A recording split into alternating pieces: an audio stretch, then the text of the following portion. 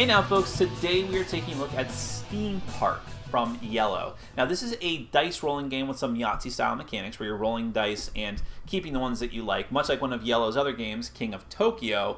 But in this case, you're using the dice to build a theme park. It's actually a theme park for robots in the game's mythos, which is kind of weird, but it doesn't play that much of a big part in the game anyways. But in any case, this game has been touted by a lot of reviewers as an awesome gateway game, an awesome family game with sort of simple but very competitive. Is that really the case? Is it going to be right for you and your gaming group and or family?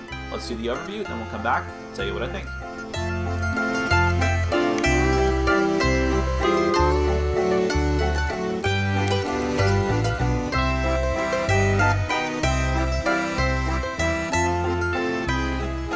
Park is a fairly easy gateway game. It's pretty easy to teach, but I'm not going to go over every single rule, but I will give you enough to give you a general flavor of the game. In this game, you are trying to construct a theme park in order to attract visitors to the park and give you money. In this game, money is victory points. Whoever has the most amount of money at the end of 6 rounds, and you can keep track of the rounds on this scoreboard here with this little robot tracker. Whoever has the most money at the end of the 6 rounds is the winner. I don't really know why you're attracting robots to your park. There's not much of a story to this game, but just roll with it. Now, at the beginning of the game, each player is going to get one of these little starting land boards here, and then you're also going to get one of these pig boards too. Now, most of this game involves dice rolling. Each player gets these 6 dice, and you're going to roll these dice, and when you roll and keep dice, you're going to put them on this pig board, but we'll get back to that in a moment. You also have one of these little rules cards, which has the game turns on one side, and also an explanation of the different stands which are in the game, and these are all the different stands over here. There's actually 5 different types, and they all do something different. There's 4 of each type, but again, we'll explain those in a moment.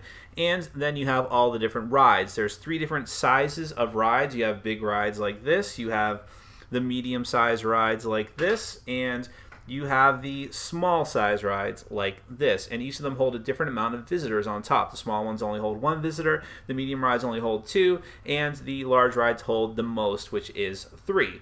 There's actually going to be there's 6 different colors of rides, and there's also a corresponding amount of visitors of all the different colors. Forgive me for not taking them out of the bag first, I kind of forgot.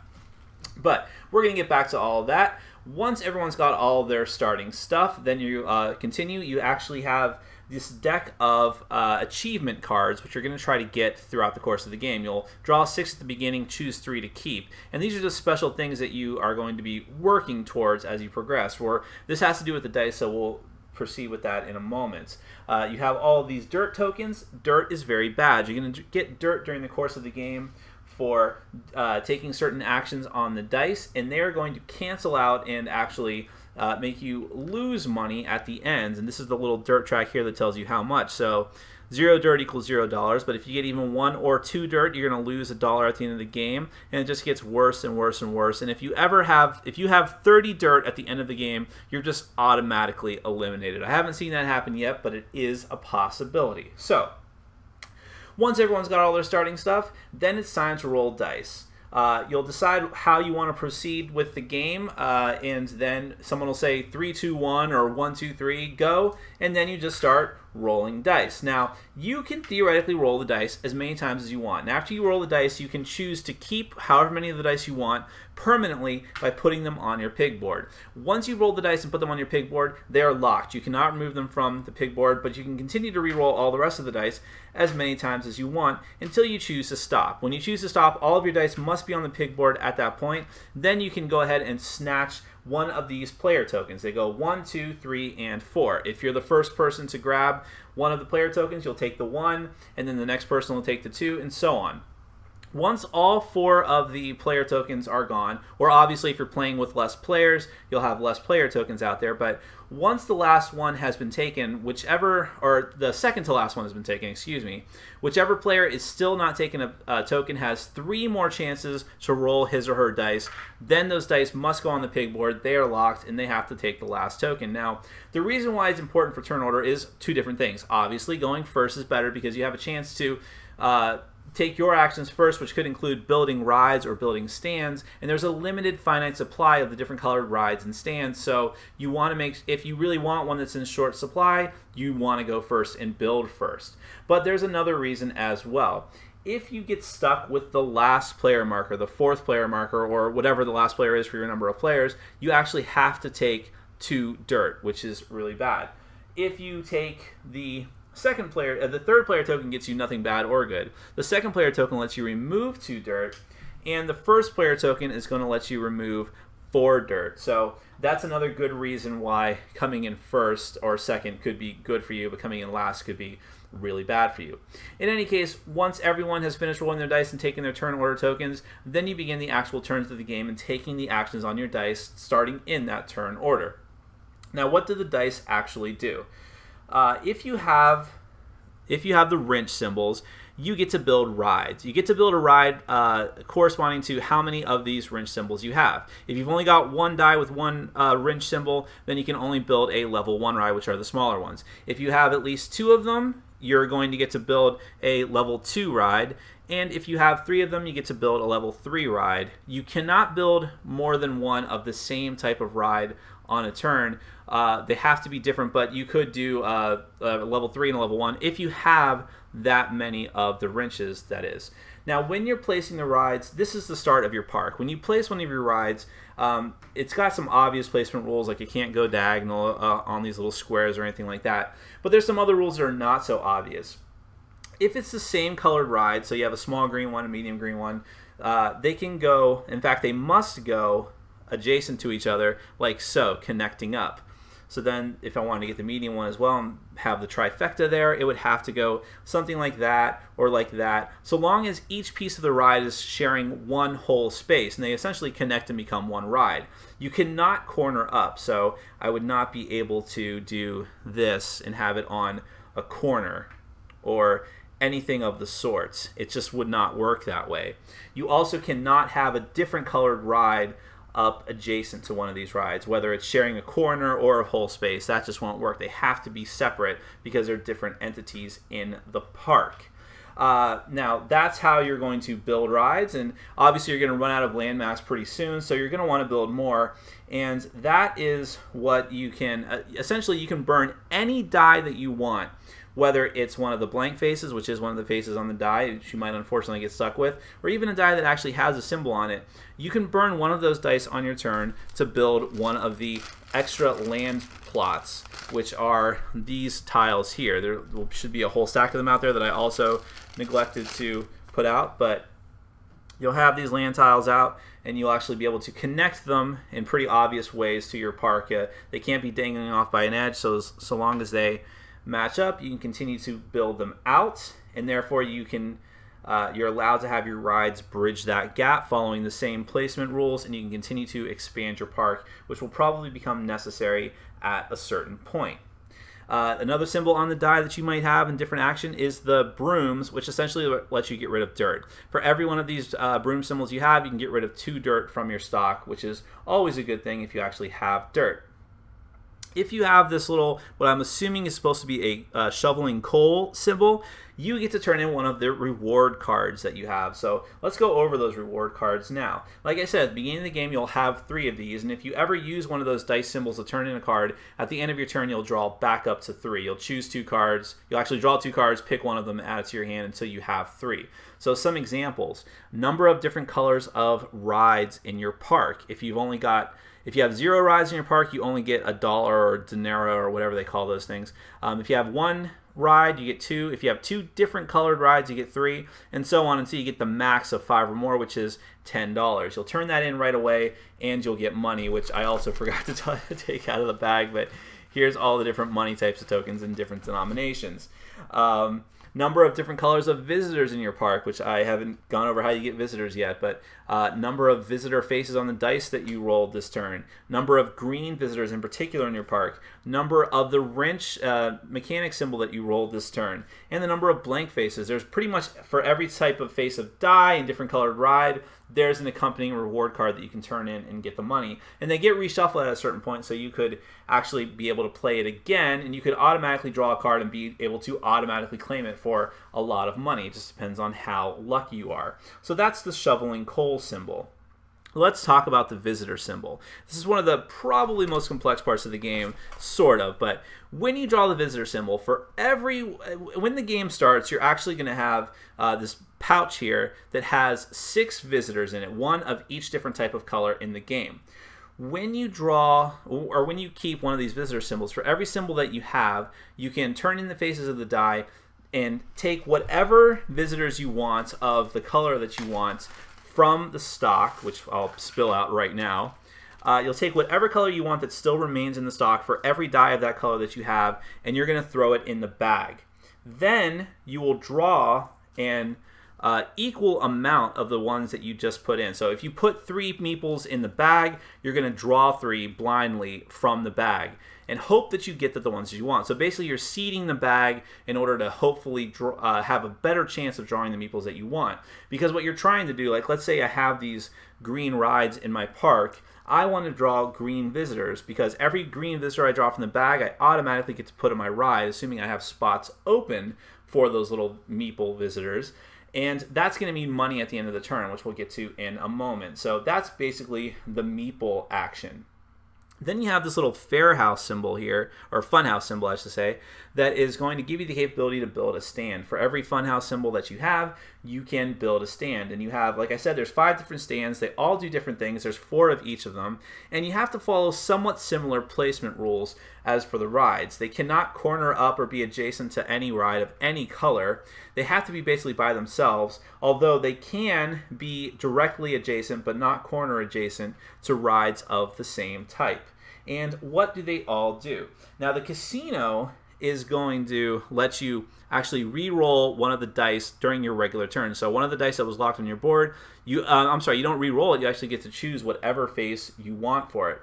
The toilet is going to let you take one of the broom symbols that you rolled on the dice and actually double it. So you get to remove 4 dirt for 1 broom instead of 2. The promotions manager is actually going to let you have an easier job. This is the info point. It's actually going to give you an easier job of getting visitors. You can place a visitor you just drew onto a free space of one of your rides, even if it doesn't match the appropriate color, and get the money for it at the end of your turn, but you're going to have to replace it or put it back into the stock at the end so it won't stay there forever.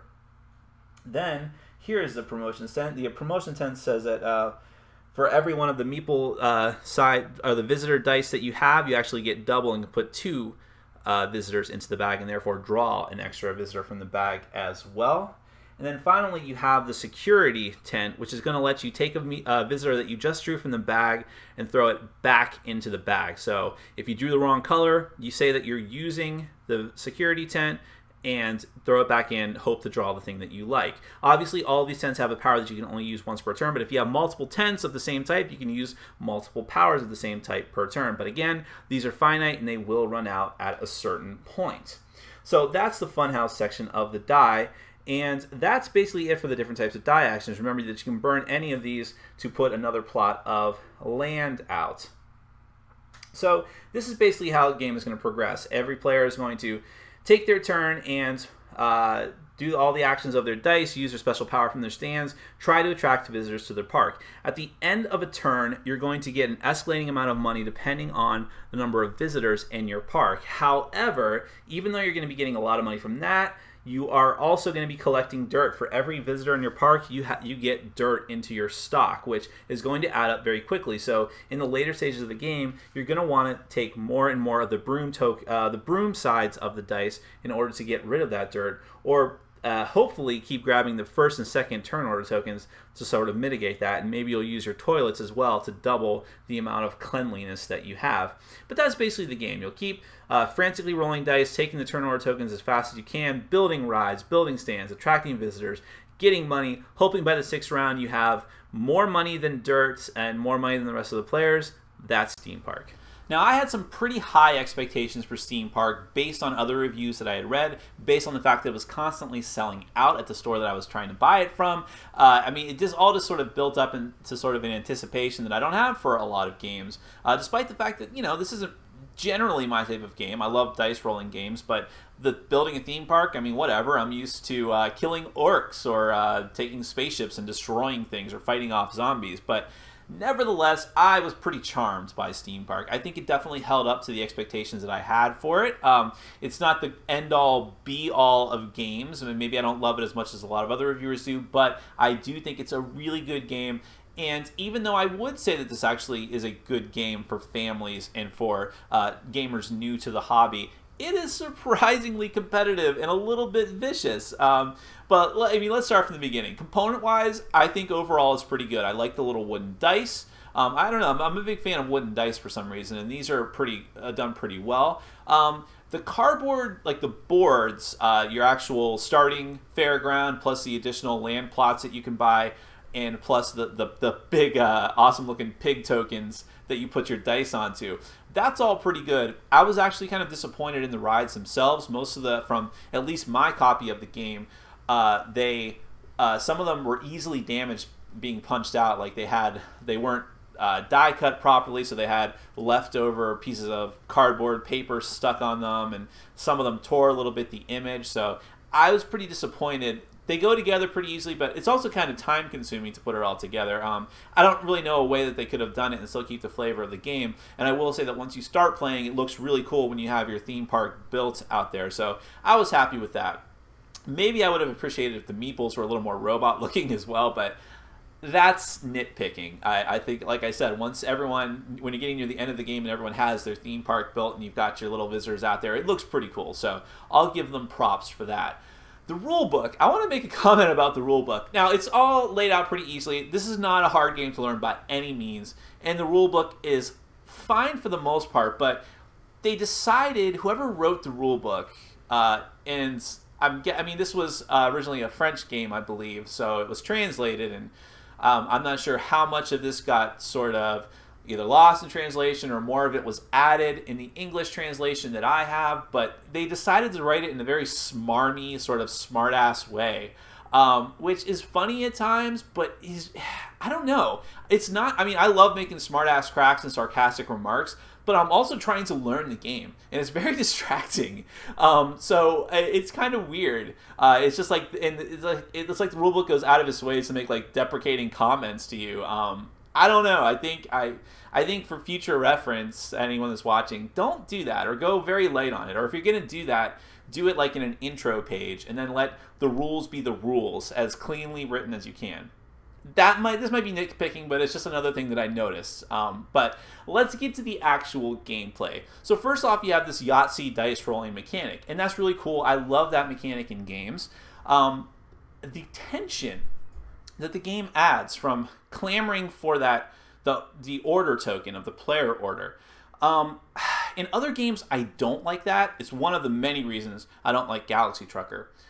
In this game, I think it works. I think that it's not too bad. I think that it encourages you to make very quick, thoughtful decisions and to plan out ahead of time. You can take as much time as you want, or at least we played it, that you can take as much time as you want ahead of time thinking about what you want to do.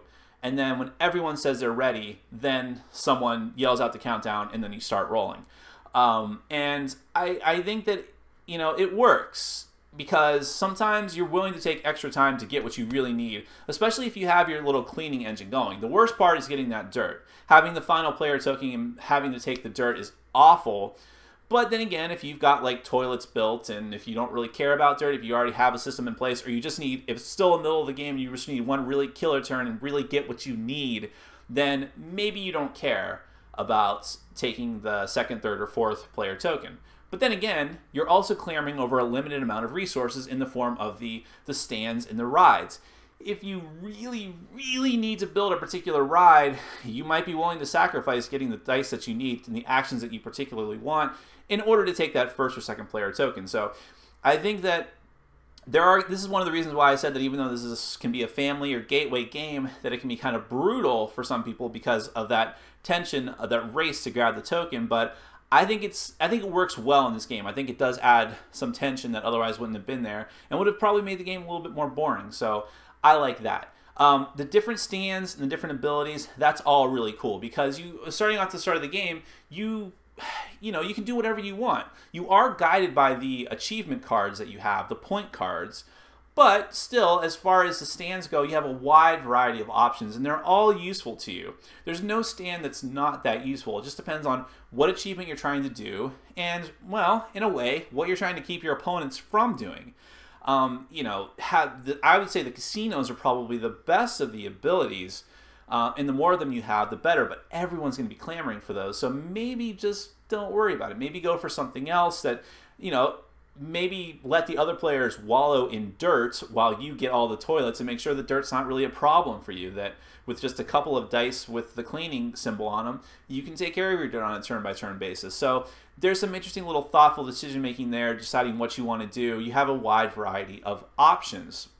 Now, the game, I would say that it has somewhat of a problem with a snowballing effect, because at a certain point, you can go ahead and just take some dirt. If your monetary engine is going from having a ton of visitors in your park, then you don't really care that much about getting some dirt. And you can look at that little dirt tracker there and sort of play the numbers of, like, how much am I willing to take? I could take one or more less. It's not really going to make a huge difference to me, because I'm getting so much money every turn as long as you stay below a certain point. And a lot of that is luck-based, being able to draw the right visitor from your bag to put into your park. If someone gets really lucky in that way, it's just going to make you're just going to see a couple of people skyrocket ahead. The first game of this we played, and yes, the first game of anything is sort of a throwaway game, but the first game we played, 2 people were like leagues and leagues ahead of the other 2 players in the game. 2 of us that were in the last, I think I was 3rd place in that one, were like, I don't remember, it was like, between 50 and 65 points, something like that. The other 2 players were over 100 points. But that's what can happen in this game if you have lucky draw, if you have a lot of visitors, if you just happen to, when you draw new achievement cards at the end of every turn to replace the ones that you've already completed, if you get lucky and can just, like, auto-complete the ones that you draw, you're just getting a compounded amount of points. So there is a luck factor in this game that I think some heavy strategy gamers are not going to like.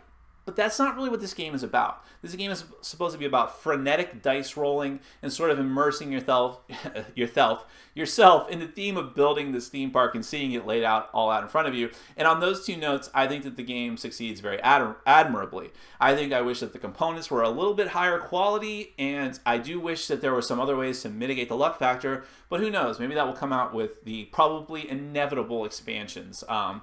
Overall, I think it's a good game. I think that it looks good, and I think this is a game that you would be well served by bringing out to a game group with new people, or people who are new to the hobby, I should say, or, like I said, with your family, because it's just very charming. And together with games like, I don't know, Tokaido and maybe even Mice and Mystics, that sort of charm and accessibility goes a long way towards making people feel comfortable, and that's a very important thing that I think some people overlook with a game group. So Steam Park, I recommend it. Very, very good. Lives up to most of its hype.